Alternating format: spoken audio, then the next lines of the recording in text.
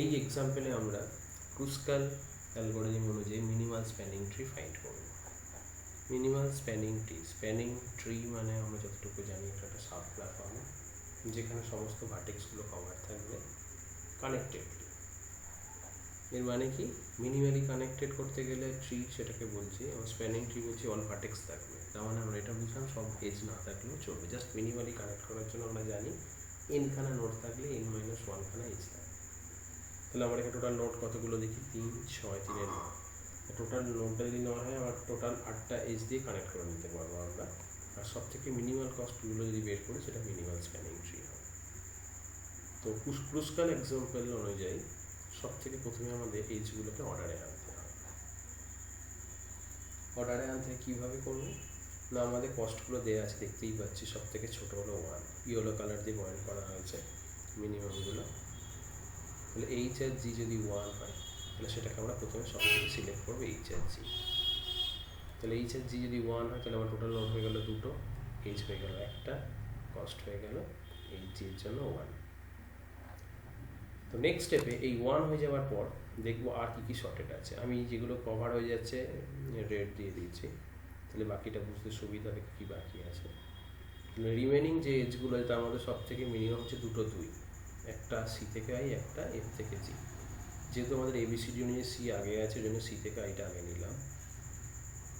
C থেকে আইটা আগে নিয়ে ওই দুইটাকে সিলেক্ট করলাম। দুটোই করা যেত, কিন্তু আমি যেহেতু এক ধার থেকে করছি এবিসি অনুযায়ী ওই দুইটাকে নিলাম। তাহলে এবার কি হলো, আই আর সি মানে সিআই সিলেক্ট হয়ে গেল।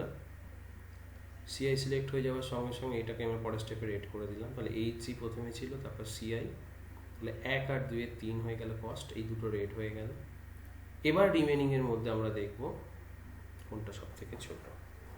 এবং একই সঙ্গে যেহেতু ট্রি কানেক্টেড হবে কিন্তু সাইকেল যেন না হয় সেটাও আমাকে চেক করে করে এগোতে হবে। সাইকেল মানে আমরা জানি কি এক জায়গা থেকে গিয়ে শুরু করে যদি আমি আবার ওখানেই ফিরে আসতে পারি। তো দেখা যাক, নেক্সট এই দুইটা সিলেক্ট করবো এফ আর জি। তাহলে আমাদের এই দুইটা সিলেক্ট করলাম, করার পরের স্টেপে এই যে এফটাকে আমরা রেড করে দিলাম। তাহলে প্রথমে 4টে ছিল, এখন 5টা হয়ে গেল। এজ কী কী হলো, প্রথমে এইচ জি 1, তারপর জিএফ 2 একটা, সিআই 2 একটা, টোটাল 5 হয়ে গেল। নেক্সট এরপর আমাদের দুটো 4 আছে, একটা এবি 4, একটা সিএফ 4। আচ্ছা, এখানে আমরা চেক করবো কোনো সাইকেল হচ্ছে কি হচ্ছে না। প্রথমে এবিকে যদি আমরা 4 করে দিই তাহলে আমাদের টোটাল নোড হয়ে গেল 7টা। পরের স্টেপের জন্য 7টা দেখিয়েছি, কিন্তু যেহেতু অলরেডি দুটোই কভার আছে ওই জন্য দুটো স্টেপ একবারে দেখিয়েছি, এটা অন্য স্টেপে করলে হতো। তাহলে সব থেকে প্রথমে আমরা কী করবো, 1 2 2 হয়ে যাওয়ার পর 4 মিনিমাম হলো, তাহলে এবিকে সিলেক্ট করবো, এবি রেড করে দিলাম, 4 হয়ে গেল। তাহলে 5 4 9 হতো। তো একই সঙ্গে আরেকটা 4 আছে, আমি এখানে দেখবো যে এখানে কোনো সাইকেল হচ্ছে কি না। যেমন এই যে দেখছি H G F C I এখানে পর্যন্ত আসছে, এখানে আর কোনো এজ নেই, তাহলে সাইকেল হচ্ছে না। সঙ্গে সঙ্গে সিএফটাকেও সিলেক্ট করে নিলাম, ওই জন্য সিএফ 4 ওটাকেও সিলেক্ট করে নিলাম। তাহলে আমাদের কত হয়ে গেল, 5 4 9 4 13। ঠিক আছে, তাহলে দুটো 4 একসঙ্গে করলাম। সিআরএফে কোনো সাইকেল হচ্ছে না বলে এটা এই সঙ্গে একসঙ্গেই নিয়ে নিলাম এবির সঙ্গে। তাহলে এখন 13 হয়ে গেল। তাহলে এজ কটা হলো, এই একটা 1 2 2 4 4, 1 2 2 4 4, আর ভার্টেক্স হলো 3 3 6 1 7, এই যেখানে 5টা ছিল আর দুটো 7টা হয়ে গেল। আচ্ছা, এবার আমাদের মিনিমাম হলো 7। আমরা এই 7টাকে নিয়ে চেক করবো কোনো সাইকেল হচ্ছে কিনা। অবভিয়াসলি কোনো সাইকেল হবে না, কারণ ডি কোনোভাবেই কানেক্টেড নয়, তো এখনও ডি সিলেক্টই হয়নি, তো ডি থেকে আরেকটা রাস্তা বেরোনোর কোনো প্রশ্ন হয়নি। তাহলে সিডিটা আমরা সিলেক্ট করবো, তাহলে আমরা হয়ে যাবে 13 আর সাথে 20 20 হয়ে যাবে। তো তারপর 7-এর পর দুটো 8 আছে, এই একটা 8 এই একটা 8। তো আমাদের লজিক অনুযায়ী বললাম আমরা যেহেতু এবিসি থেকে শুরু করছি, এই এবিটাকে আগে নেবো, সরি এইচকে।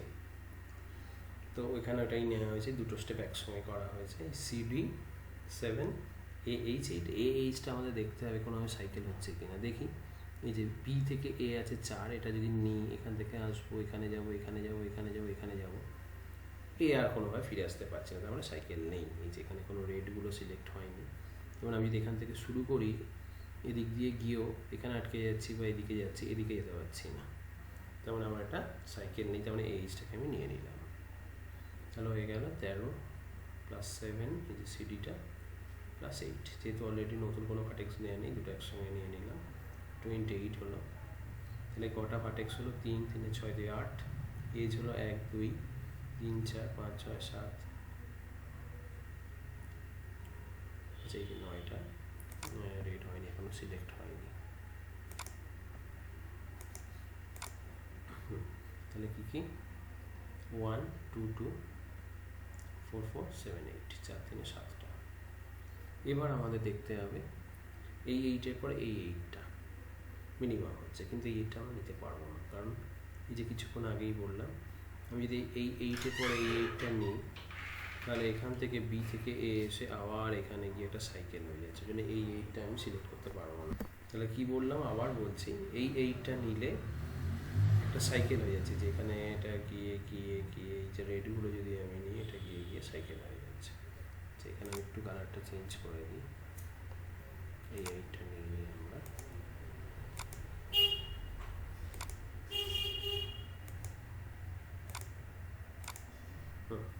তাহলে এইটা আমি নেবো না, তাহলে 8-এর পর কী আছে? 9, 9টা নিলাম।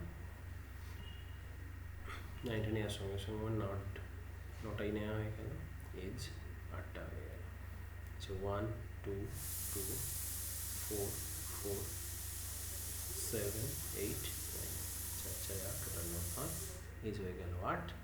মিনিমাম কস্ট হয়ে যাবে, এই যে 1 2 2, মানে 1 2 3 2 5 9 13 20 28 9 37, স্টেপ বাই স্টেপ দেখা গেল। তাহলে স্প্যানিংটিতে এজগুলো লিখে দিয়েছি, কোনটা কীভাবে হবে, শর্টেস্ট মানে অ্যাসেন্ডিং অর্ডার একটা একটা করে এজ যোগ হবে, আর দেখতে হবে সাইকেল আছে না নেই, সাইকেল না হলেই আমরা সেটাকে স্প্যানিংটির মধ্যে অ্যাড করে নেব।